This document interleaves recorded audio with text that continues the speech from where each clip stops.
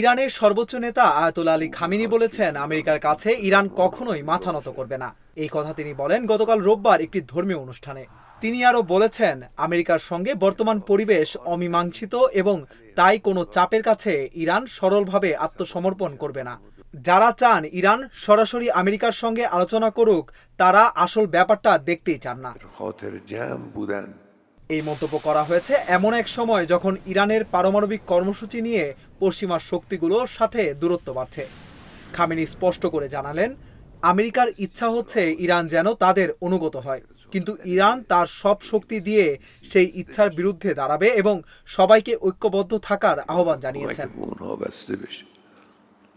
June মাসে Israel ও যুক্তরাষ্ট্র ইরানের পারমাণবিক স্থাপনাগুলোতে হামলা চালায়।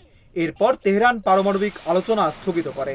ফ্রান্স, ব্রিটেন ও জার্মানি ইরানের বিরুদ্ধে জাতিসংঘের স্ন্যাপব্যাক প্রক্রিয়া চালিয়ে নিষেধাজ্ঞা পুনরায় আরোপের হুঁশিয়ারি দিয়েছে।